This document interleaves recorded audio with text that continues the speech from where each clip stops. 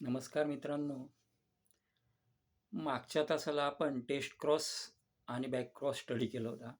Today we have going to discuss deviations from Mendel's findings. मेंडलच्या फाइंडिंगमधनं काय deviations पुढे येतात? आता सर्वप्रथम आपल्याला डेव्हिएशन या शब्दाची समज असणं गरजेचं आहे. डेव्हिएशन याचा अर्थ काय नक्की? डेव्हिएशनचा अर्थ आपण आधी समजून घेऊया. Deviation means not following the path or patterns. Mendel's deviation याचा अर्थ काय, की मेंडलने जो मोनोहायब्रिड क्रॉस, डायहायब्रिड क्रॉसचे एक्सपेरिमेंट करून जे काही हायब्रिडायझेशनचे 3 लॉज दिलेले आहे, या 3 लॉजला की जे जेनेटिक्ससाठी सुद्धा बेसिक आणि महत्त्वाचे 3 लॉ मानले जातात. या 3 लॉजला या 3 लॉजला ज्याला आपण म्हणतो ना, की या 3 लॉजच्या व्यतिरिक्त या 3 लॉजच्या स्टेटमेंटला हे फॉलो करत नाही. या 3 लॉजला फॉलो करत नाही, असे काही ऑब्झर्वेशन्स दिसून येतात. म्हणजेच हायब्रिडायझेशनचे एक्सपेरिमेंट करत असताना काही एक्सपेरिमेंटचे रिझल्ट असे येतात, की जे मेंडलच्या नियमांना फॉलो करत नाही. मेंडलचे लॉज जिथे एक्सप्लेनेशन देण्यासाठी कमी पडतात, मेंडल्सच्या लॉजला जे फॉलो करत नाही त्यांना आपण डेव्हिएशन असं म्हणतो.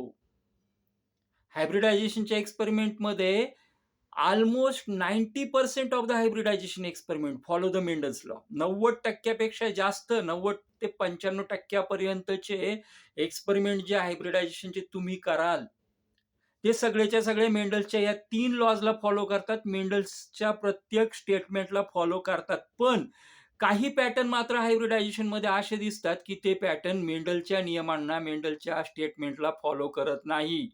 त्यांना आपण डेव्हिएशन असं म्हणतो. त्यांना आपण मेंडल्स डेव्हिएशन असं म्हणतो. यावरनं तुमच्या लक्षात आलं असेल, की डेव्हिएशन याचा अर्थ काय? Deviation means not following the path or patterns. डेव्हिएशनचा अर्थच तो होतो, की पाथला किंवा पॅटर्नला तो फॉलो करत नाही.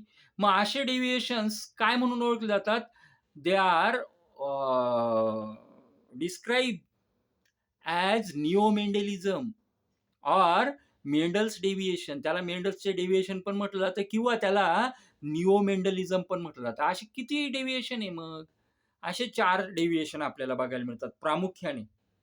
अजूनही आहेत, पण महत्त्वाचे स्टडी पॉइंट ऑफ व्ह्यूने आपल्याला बुकमध्ये अभ्यास करण्यासाठी 4 डेव्हिएशन दिलेले आहेत.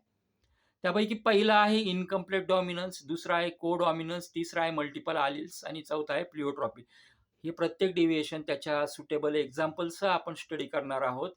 त्यासाठी आपण त्या प्रत्येक वेळेला त्याचा जो काही चार्ट तयार होईल, त्याचं जे काही एक्सप्रेशन तयार होईल, पुनेट स्क्वेअर तयार होईल, तो आपण इथे स्केच करूनच ते प्रत्येक डेव्हिएशन समजून घेणार आहोत. अतिशय महत्त्वाचे डेव्हिएशन आहे. या 4 डेव्हिएशनपैकी कोणतेही एखादं डेव्हिएशन बोर्ड पेपरला बऱ्याच वेळेला विचारलं जातं 2 मार्क्ससाठी. त्यामुळे हे डेव्हिएशन्स येतात का? हे पण महत्त्वाचं आहे. हे डेव्हिएशन्स येतात कारण जीन्सचं जे इंटरॅक्शन आहे ते कधी-कधी वेगवेगळ्या प्रकारे होत असतं आणि म्हणून पुढच्या तासाला आपण जीन्सचे 2 प्रकारे इंटरॅक्शन होतात.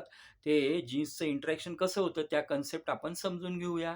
आजच्या तासाला इथेच थांबू. भेटूया पुढच्या लेक्चरला. Thank you for watching this video. Thanks.